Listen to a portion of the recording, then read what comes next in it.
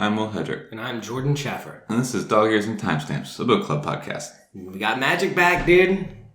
I don't know, I felt like we did. I think for a minute, it right never left. Yeah, well, right at the end, we got a little bit of like the Sooths like kind of telling us more of like their history and how their magic works and, well, what they understand of it. Right. You know?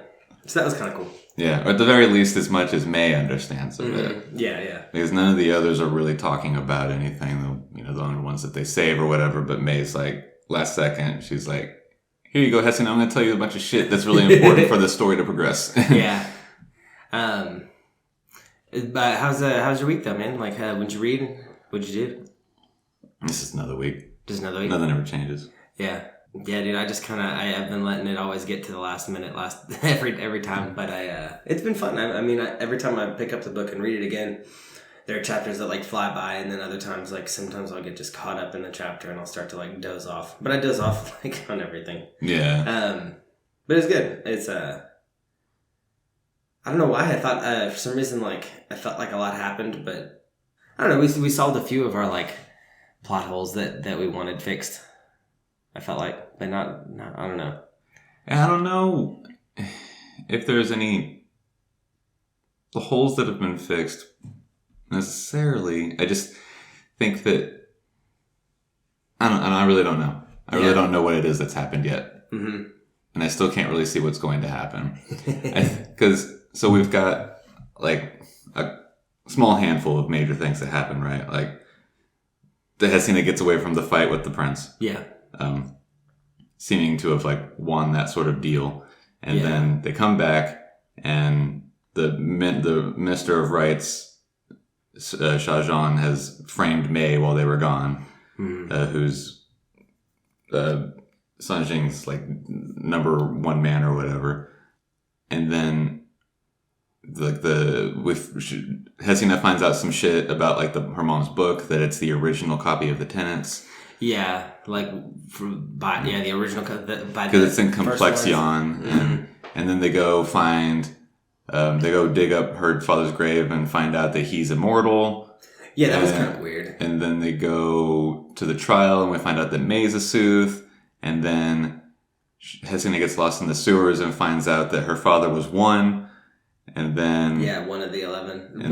One of the number one of the 11. and then she goes to go visit May one last time to tell her that she was able to save, these many Sus like she had asked. And then Sanjing shows up with a couple of those Sus who then turn on them to try and kill them because they see the royal family as like their primary enemy or whatever.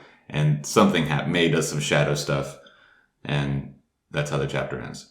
Yeah, I feel like all the while through these chapters, it was kind of like, oh, is Cyan, is he on our side? Oh, no, he's still good. Okay, is Sanjing is on our side? Oh, no, he's still good. You know what I mean? Like, it kept trying to make us think like one of her closest people was against her, and then eventually it just kind of flipped over and was like, no, we're just going to blame the mom, like you were saying the whole time. Right. And then she talks a little bit about that scar that never heals. And she saw it bleed again or whatever, and that kind of creeped everybody out. But we still didn't get anywhere further on it. Yeah, we still have little to no answers on her mom. But we do kind of start... We have now sort of a new mystery with her father. Obviously it's like new information that he's one, and he's immortal. Yeah. But I feel like that also sort of... I think it can provide an avenue to how Hesina is going to change society or whatever, because I think that that's the main plot point of everything. And I also think that it creates more reason for her mother to have killed him, to have been the culprit. Yeah. Because I think she's 2 now. Oh, okay. It's now my new wild guess. That's a good guess, dude. I don't know if it's as good as a guess as my original guess of her just killing him, but now I think it would make sense probably why she thought like, I wonder what Dad's ever saw in her, and then like the fact that they were 1 and 2 writing of the 11, writing all the tenets together, but she might have lost her way. But I could also see that that's why she has a scar on her neck that hasn't healed, and she's still alive from it and immortal or whatever. Like I could see her being immortal too. It would it seems hard to explain like generationally like how they passed the throne down, unless maybe he just like passed it like he died, you know, quote unquote, and then like he passed it on, and then he just came back in like a couple generations as like, hey, I'm the long lost uncle or whatever, you know. I don't know. There's a lot still to be found out as to how, and if we ever get into the, you know, the practicality of it, like how was he able to be alive this entire time? Nobody noticed. And yeah, that's my big thing. There's like a 300-year history of different kings and queens that Hessian has been taught. So I don't know. Yeah. And none of those questions might matter to this novel. But they become like the pretty glaring questions. Like, how does that get explained? Yeah, man. I mean, it just kind of leaves it open. I don't know. I mean, the fact that he's immortal just throws like a whole weird wrench in the whole thing, because it doesn't. Is there a whole nother class of like immortal people? How did they get their immortality? Well, it's magic that they got from the Sus, because that's what the relic emperors had been doing. They were looking for the like. A way to become immortal. Right, like an immortality elixir or evidently something like someone that. found it. Oh, and I think that probably has something to do with her mother's condition, if she is too. And she's like ill enough that she has to be somewhere else. Like maybe the medicine that they were using to stay alive forever, or whatever spell it was that was wrought to make them immortal, is fading on her or something like that. Maybe, yeah. I guess that also depends on, you know, what the implementation or the definition of their immortality is. Like, was it like a spell that was cast and now they're going to be immortal forever? Or is it like a Sorcerer's Stone thing in the Harry Potter world where, you know, Nicholas Flamel has to continually drink from the elixir that it produces to maintain immortality? Yeah. I wonder too if like it makes them invulnerable or whatever, like, because obviously she was wounded, so I wonder if she was like wounded and then she took the immortality elixir, but like it just keeps her alive, but she's the state that she was in, she can never heal maybe, or you know, who knows what happened. Because Akira does say something about how her father must have been that age whenever he gave up his mortality. So not that unless he's 3 or something, you know, like not that he has any reason to know how that works, but that's, you know, something that the book is giving us, you know. So yeah, depending on what the definition of immortality in this world is, or at least in their instance, and what you know, what the tools are required to have either gained it or maintain it, I think that will have a lot that will provide other answers about these, you know, questions that are coming up about, you know, what does this all mean now? It probably goes Full Metal Alchemist, and you just have to like sacrifice suits to make, like, you know, and that wouldn't be good to make like the elixir, and then the 11 get to live forever, you know. But then you have to harvest suits, like that would be lame, right? And then her dad would then be like the king vampire, basically, right? But I still like, I don't want her dad to turn out to be a bad guy. Like, I don't want to find out that like the 11 are bad. I don't think that they are, and I don't think that her father's a bad guy. Yeah. I think that he was killed, and I think that might have been by... If it is her mother, like I still think it is, then I think it was her that turned, or whatever it is, you know. Not that she even turned bad, but that, like, something in her changed, and I really don't know. Yeah.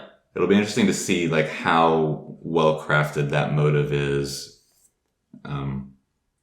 or if it is just like a black and white, like she's got dementia or some shit, and so now she's crazy. Like, yeah, that seems to be part of the catalyst for everything too, right? Her dad dying, because then it made her throw into queenhood, and then it was the catalyst for everything. Yeah. Yeah. You know, one thing I thought was a little weird with like Zai-Zong, like I don't know why she didn't realize it was him that sent that the flaming soldier or whatever, like to start the war, like at the first beginning of, like at the end of chapter 1 before the trial. Yeah. Like her dad's funeral, like that flaming guy came in with the maggot eyes or whatever. Like I thought for sure that was him. the whole time. Like, I don't know why. Well, even I guess it never was we don't said, know but- that Shah Jahan's a bad guy until long after that point. Yeah. And so it's already something that but once we he would have started, just like not been thinking about. oh, see, I was thinking it was him the whole time just because he was the one that said, like, I let you do all of it anyway. Like, you think, like I let all I this bet if I trouble had, go yeah, I through. mean, I could see if you had thought about that soldier again for whatever reason, then yeah, you would could probably be like, oh yeah, that's probably just, something that he did. Yeah, I just kind of But- figured him, yeah, it was like his idea. I didn't think it was And even now, it really, directly him, but maybe like it being new knowledge that he did it actually doesn't matter. No, it doesn't really. So it's just like, it's just in there, I guess, to add like a little bit of flavor to, how far back he's been doing things or whatever that are at least in front of us. Yeah. But, also, like Hesina says, she's like, everybody expects me to pay a lot of attention to everything while I'm still having to do all this stuff. Like, give me a break. Yeah. No, that's a good point because she's got her, her hand in like every little basket. Like, right. she's still like running the country in addition to all the stuff that we see. Mm-hmm. But yeah, she must never sleep. Right. We kind of learned too that there's a bit more secret passages than we originally were thinking. Like, there's one that goes behind the throne that she was in, and that's that was like a section of the passageways that she had never been in before, or at least that she didn't remember having been in before. Yeah, it kind of brought memories of like prophecy, not prophecy, but like of like old. I want to say like old songs or old stories of like the 11 assassinating like the king without like having to ever like beheading the king without having to like break through the. I don't remember exactly. What they started using that immediate foreshadowing storytelling mechanic to be like, and all of a sudden she starts thinking again about like how did we never figure out how the 11 got into the city to kill the emperor? And no one ever figured it out, blah, blah, blah. Like, this had never been mentioned before. And all of a sudden it's getting mentioned like 2 or 3 times. And then we find out how. But. And she's like, how many times have I sat here? Right. Could have been killed. But I don't know. That's kind of funny. I guess they knew, like, when they originally took it, that they were like, okay, well, I know that's back there. So I'll just keep my eyes peeled. But they wouldn't tell anybody else. So it'd be a secret lost to history. Yeah. Yeah, man, I don't know exactly what's going to happen. I don't know the Kindians, like, if we're just going to be at war with them. I mean, it seemed like she just kind of was just like, you behave. And he was kind of like, okay. But she didn't trust him. Right. I think that's been altogether averted for the purposes of this story. Okay. Maybe if she writes another book, it'll be the Kindian War or something. Yeah. I think that is over. And because we've only got the 1 chapter left. Yeah. And it's half the size of the one we just finished. Yeah, so it's got to be about, her dad. It's really got to wrap up the series, her dad and then Zaijan, or maybe just make him the main bad guy. Well, he certainly is at this point. Mm-hmm. Her or the mom, I'm thinking. Or him or the mom, I'm thinking. Or the main. Yeah, I think that the immediate, or the real threat is Shah Jahan. Yeah. Her mom, if she had, designed to kill her father, if she was the one or whatever, that's, like a truth that we'll find out. Mm-hmm. And, we'll confront her mom or whatever it's going to be, but that's like all her mom did. And she could assumedly, cause more trouble in that way. But Hesina's got to fix the corruption of Shah Jahan, because he's just going to continue to cause trouble, being a member in the government. And to get rid of her mom, all she has to do is just, implicate her in the trial and prove that it was it. And then, we're done with that. Yeah, it seems like she'd have to take care of Zha Zhang first to do that at the trial, because he's got so much power with the people. It seems like he can just kind of almost direct the court trial, even though the whole time we have I forgot our guy's name. Akira. Yeah, even though we have Akira, like winning with logic and like pointing everything out. And it's like, well, this makes sense. He's left, this is for a left-handed draw, and this is like a right-handed wound, or vice versa. Right. And everyone was like, oh, that makes sense. But then he was like, blasphemy. And then everyone was like, yeah, but it just seemed like he had a lot of like direction. Like it seemed like the people were kind of lemmings, and he was directing them. And I think they were easier. I think they were the only people that were maybe following along with him, or just other ministers that he's got in his pocket. Oh, really? Maybe it's I don't just think a that courtroom. the people ministers. don't care about him I'm imagining any more like than any other minister. I'm imagining like a super public court. Maybe it's just a courtroom of like ministers and stuff, and he's got them in his.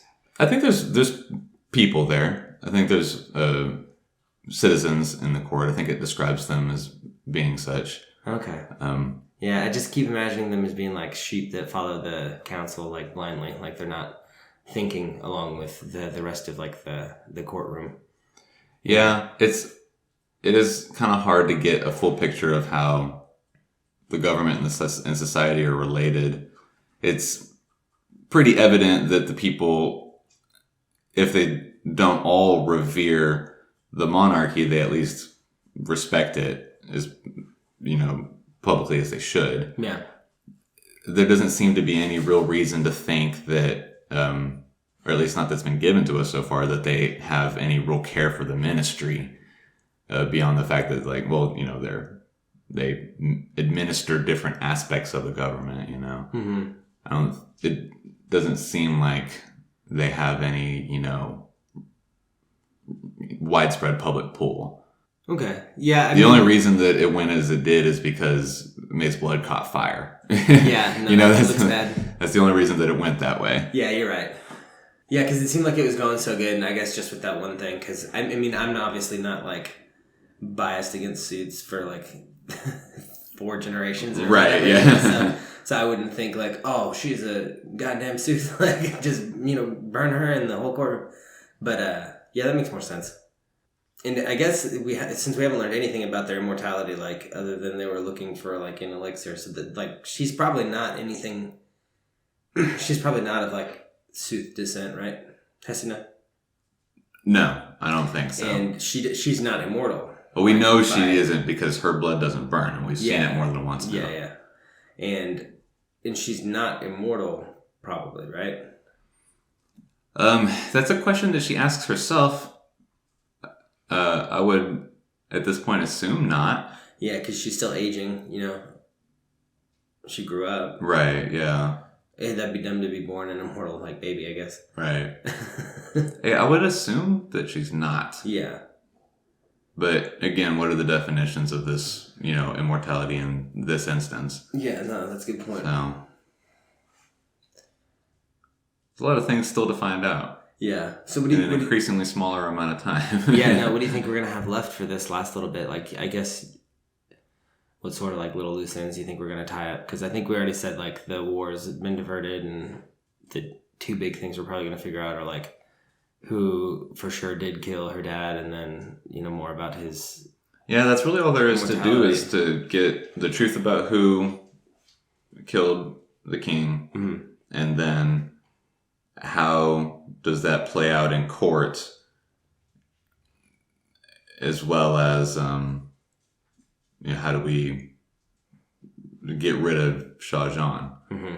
Those are the 2 things that are left to happen, is the assassination plot and the corruption plot. Yeah Everything else is just kind of just use more like Sooth backstory, I think, and they're going to use them to kind of figure out the main 2 plot points. Right. Probably by doing that, they'll instill some sort of like, I don't know, teamwork. Because it didn't seem like as many people were, it wasn't as uncommon to be a sympathizer. Of course, like the friend that she was talking to was Lillian or whatever, that was also a sympathizer that she grew up with, basically her sister. Mm-hmm. Literally, well, actually her sister, like her sister by... adoption. Law and not by blood. Right. But still, like, they consider themselves family, and she was just like, you're a sympathizer, and she was like, I'm not the only one. Like, I know you do too. Right. And so, yeah.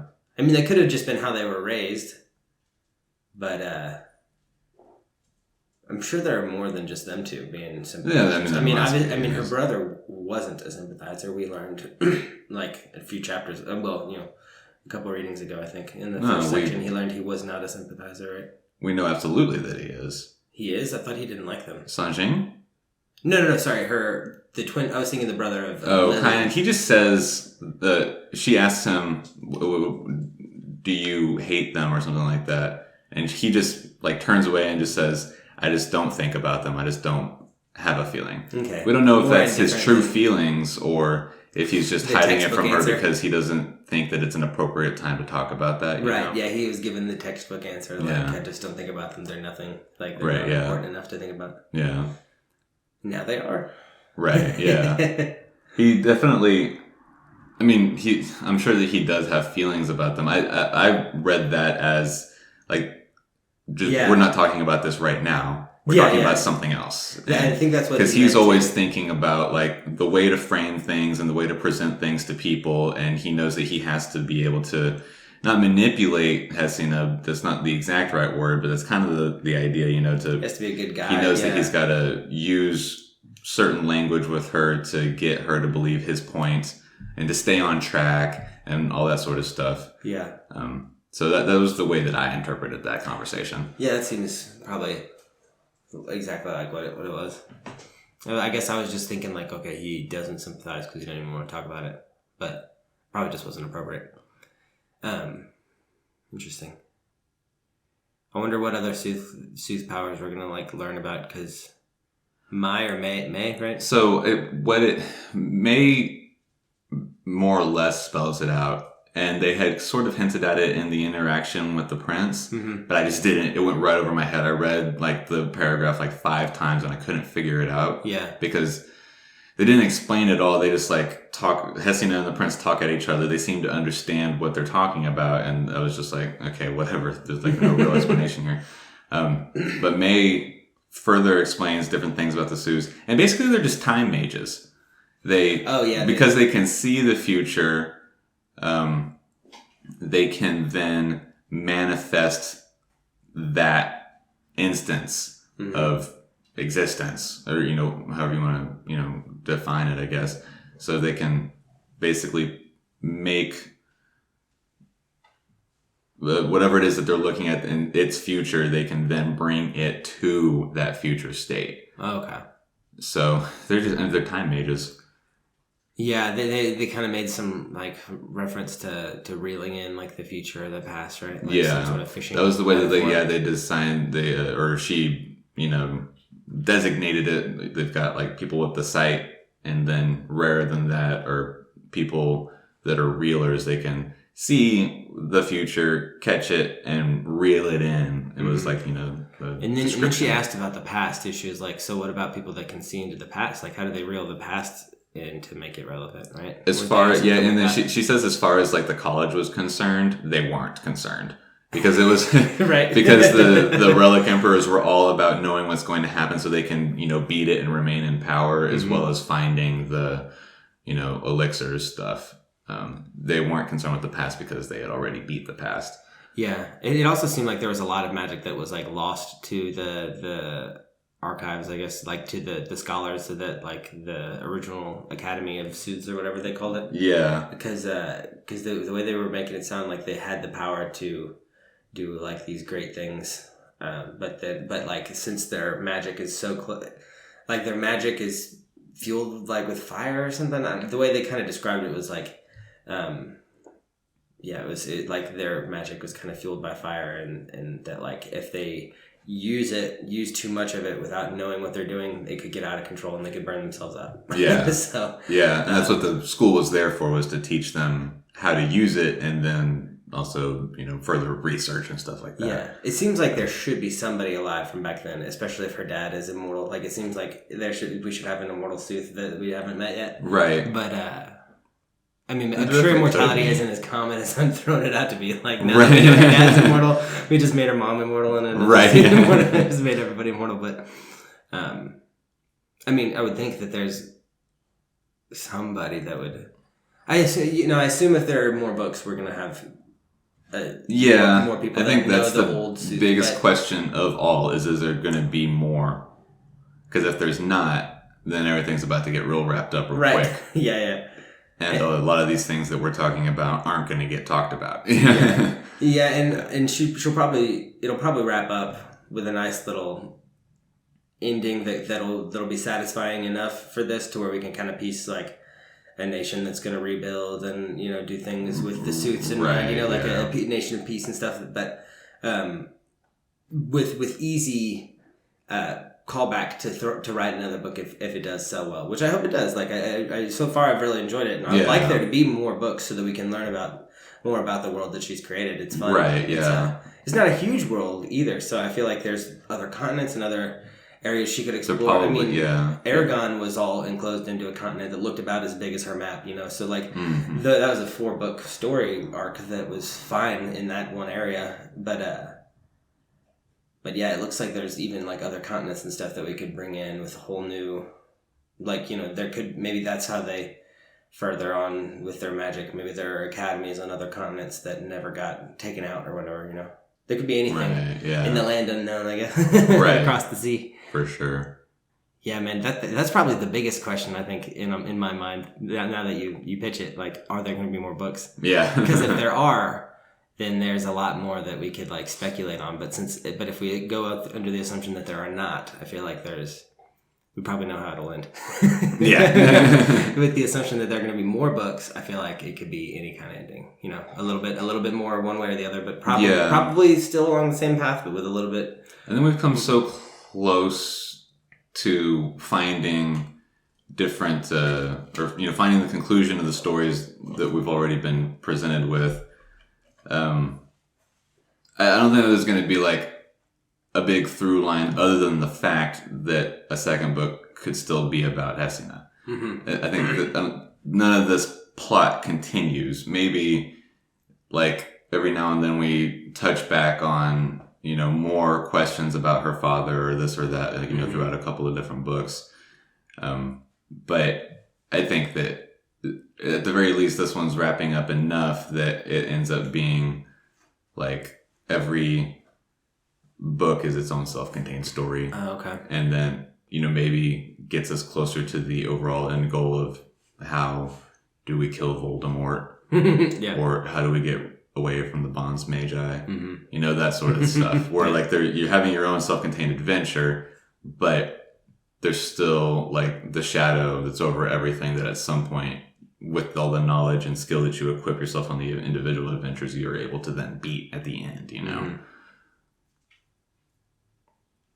Yeah, it could go that way. It could go that way easily. There's a lot of interesting characters that it would be easy to take one that we already know, or even like, okay, let's go to Akira's homeland and like learn about, we could start over there and have somebody meet up. That could even be like a concurrent timeline that's happening alongside of this book that we're reading. 2 books that are concurrent, and then we have a third book that meets up with the 2 forces joined. No. That'd be probably a little silly, but it'd be, she could do anything. That's such a strange like writing mechanic. That's what happens with A Song of Ice and Fire. Oh yeah, and that was just, I hated that. You didn't like that? No. Because you spend all this time in Westeros, right? Because the one is predominantly Westeros and the other one's predominantly Essos. Mm-hmm. And you go through, several years of things that happen, mm-hmm. and then all of a sudden you jump back several years and you go hang out in Essos with all the literally most boring shit that's happening. Yeah. And it's awful. Yeah. The only way I could see that being good for this would be if it was like a concurrent like storyline that taught us more about the stuff that we need to know for the next book, you know what I mean? Like, yeah. But even then, which is what he did, I guess, George R. R. Martin, he probably did that to, was thinking that There's definitely like 100 ways to do something, to get to a goal, and any of those 100 ways could be done very well. Yeah, no, and you're right, though. I mean, every time they do a concurrent story like that, though, I mean, I feel like that's got to be so hard to do. Well, and it's always disappointing. Like, you're right, with Game of Thrones, it was kind of disappointing. Like, that's my least favorite Harry Potter book, even though it gets critical acclaim for being one of the best ones. Like, the third one where they have to redo the whole, like they had to redo, like, the last, 4 chapters because they went back in time. They do the time travel stuff. And so it felt like the last, hour and a half of the movie, we had already kind of seen most of it because they were redoing it, but we got to see double, which I guess was cool. But right. I don't know. You're right. I think it does leave a lot to be desired. So I guess I hope she doesn't. But I guess I was just spitballing. Yeah, man. We keep going back to it. The big question of are there more? Is there more? Yeah. I hope there is, though, man. I think there's more for us, at least. right now. Yeah. Yeah. We've got the last chapter and then the epilogue, which the epilogue is, as short as the prologue was. It's like nothing. But I guess that's about it for this week. Yeah. It's kind of a short episode, but I mean, we got through it all pretty quickly, I guess. I feel like it went, like I was saying, when I was doing the actual reading, like, some parts would just fly by because it'd be so exciting, and then other parts would kind of drag on a little bit and not make like as much sense, but they'd still be good and they'd be going and then it'd go like boom, boom, boom, boom, big, and it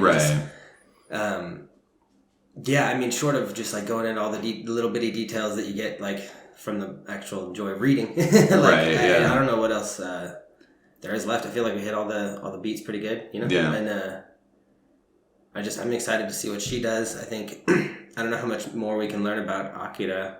Like, it seems like he's still the mystery character. Like, her brother is convinced that he's a swordsman that, like, has amnesia, some sort of born identity type. It sounds like some, and I don't know about the amnesia thing. No, I don't know about amnesia, but he doesn't understand why he does things the way he does. You know what I mean? Like, it seems like Akira is subconsciously doing things that a swordsman would do, and he doesn't understand why, because he walks around not carrying himself like a swordsman. Maybe he's just hiding that from everybody, and he knows.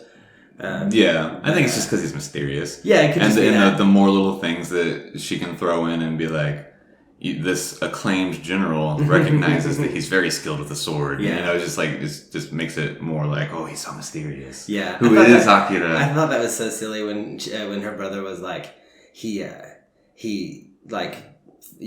faced me to my like more like less dominant side or whatever. Like when we were sitting down, he like repositioned himself to be like facing me more at like a better stance to like receive a fighting attack or something. And he was like, and she was like, that's ridiculous. Like, you don't have a weak side. And he's like, that's my point. He matched up knowing my ambidexterity. And I was like, dude, nobody matches up to you knowing that you're ambidextrous. He didn't sense that you were ambidextrous. And then he sized up next to you like, okay, now I can block both sides of you better because I'm squared up against you. Right. But, I mean, maybe he did. I mean, for the story, he obviously did because they literally wrote it. But I just thought that was silly. It's like, I don't think you can do that.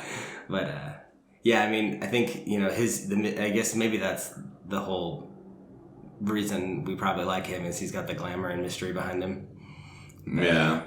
Do you like him as a character? He's like he's a serviceable, like, I don't know what the phrase I'm looking for is, but he's not a bad character. Yeah. I just don't know anything about him.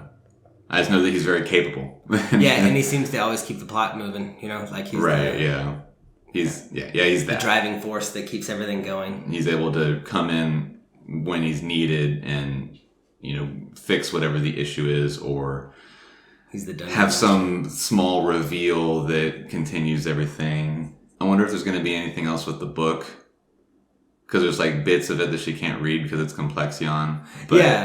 But I mean, what's it going to reveal that, like, I don't think it does anything, because so far as she's been reading it, everything's been pretty much the same. Mm-hmm.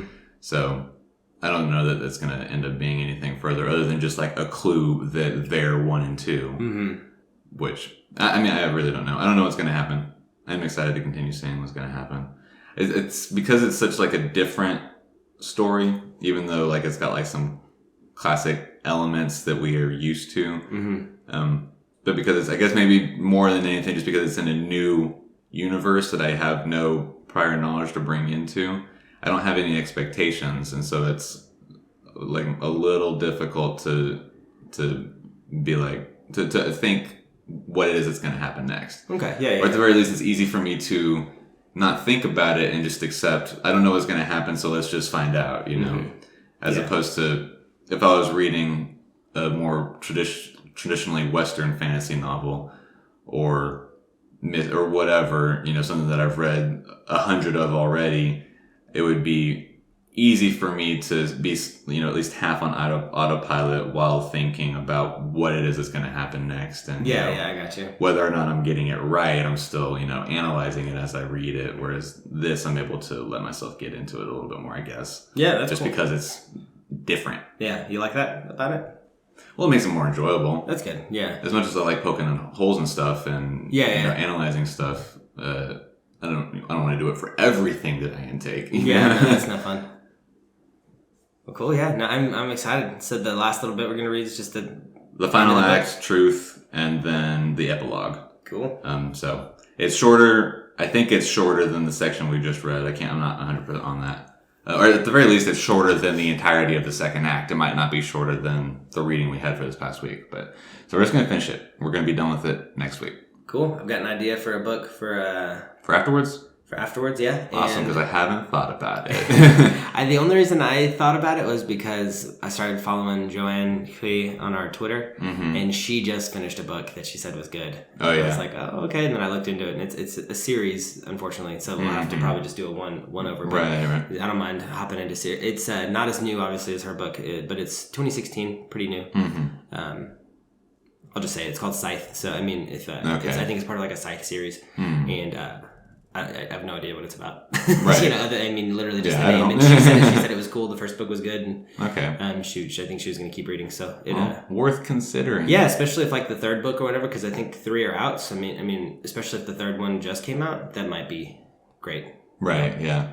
But yeah, I just it's something to think about. And then I bought some books at the Goodwill outlet, but I don't think any of those are going to make the cut. They're just, some of them are like Fahrenheit 451, Animal Farm, like just fun old ones that I think just I might. Those classics, yeah. Yeah, I might read just for fun, just to see, because I didn't like Animal Farm when I read it in high school, but I feel like now, I did afterward when we were talking about it like analytically, like, here's what it meant, and then I was like, oh, that's kind of cool. But like as we were reading it, I was just kind of frustrated that they were forcing us to read something. I guess it's that's fair. The typical school thing, just like, man, they're making me do this thing I don't want to do. and thinking about it now, I'm like, man, that book was pretty cool because it showed like the right them becoming like pigs. But and the pigs became man. Yeah, they started walking upright. They changed the saying, 2 legs good, or 4 legs good, 2 legs better, or whatever they changed it to. I can't remember. Yeah, but they changed their whole mantra that the whole movement was fucking based upon in the beginning. There was another. It's interesting studying how society moves. Yeah, there was a cool book in that pile too. That was like some Asian backstory that I might bring in just to the chopping block, see if it it's worth looking at. Yeah, but so I think we're ready for the choosing the next thing. Yeah. Well, alrighty. We'll see y'all next week with episode 4 of Game of Thrones, and then final episode of this, Descendant of the Crane, and we'll also be choosing a book at about that time to continue on. We'll be continuing on with Game of Thrones at that point. There's 6 episodes in Game of Thrones, so you've got the one that y'all heard from us 2 days ago, and then y'all have got the one and then 3 more. So brace yourselves. God. Rest are coming. Thank God.